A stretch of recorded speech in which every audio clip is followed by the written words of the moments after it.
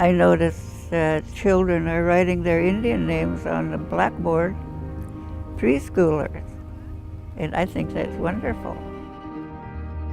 My name is Virginia Beavert, and my Indian name is Suhamshish. I knew that green building was a term, but I actually made it a reality here on the Puyallup Reservation. My name is Annette Bryan, and I'm a member of the Puyallup Tribe of Indians, and I'm the Executive Director of the Puyallup Nation Housing Authority. The restoration of the Elwell River has been the top priority for the Lower Elwell tribe for the last 25 years. My name is Robert Elofson. I'm a Lower Elwell tribal member, and I am the Elwell River Restoration Director for the Lower Elwell tribe. In our language, it's descriptive. You see it in your mind when you talk about it. It's a picture. Wanikshas kusamwai, pastanwiti nashwawanikt, Lavana Wilkins. Being Native American, you're born into politics. You see what happens with the world around you. And you know as a child that there's some policies that weren't good for your people. Halslahel, Sitsayaltsa, Sitsta, Deborah Parker. My Indian name is Sitsayaltsa, and the name goes 7 generations back on my grandmother's side. Building 1 was built with geothermal heating. We call it Chayalco, the place of hidden waters, which is really a wonderful name because we're using the water that you can't see to heat the floors. And it's really important to us to provide energy efficiency for our tenants because they're low income and they're the ones who need it the most. Before my stepfather died, he called me to his bedside. He said, I think you better go back to school and get a degree to work with the language. And the first 91-year-old graduates they ever had in linguistics. I thought that was fun. I really got a kick out of that one.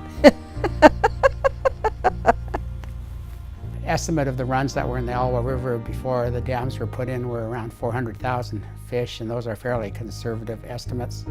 And we were down to 5,000 fish by the time the legislation was passed for dam removal.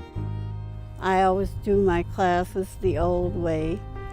Most of our people that come to class, they work. They get off of work at 5. I go and have something for them to eat. That's what they do, the elders would do.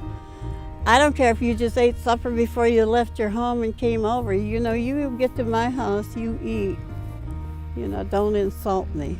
When I went into Senator Murray's office, I was told that the Native provisions in the VAWA would not be going forward in the Senate.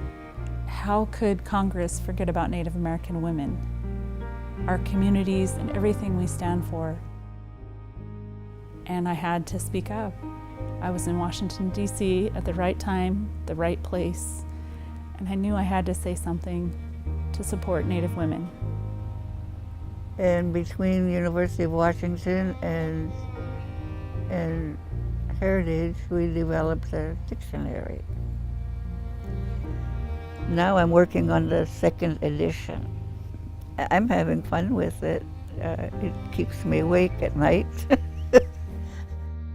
I don't do the work by myself. I have to have help to go and get where I'm going. 2 of the main people that I worked with it on have passed away. B. and Adeline, B. Charles and Adeline Smith, major factors to get the legislation passed.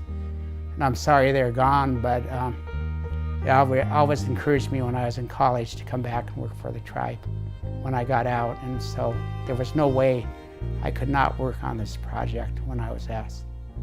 although there's so much work to do, we can definitely celebrate a victory. We changed Congress. We changed the way Native American women are seen across the country.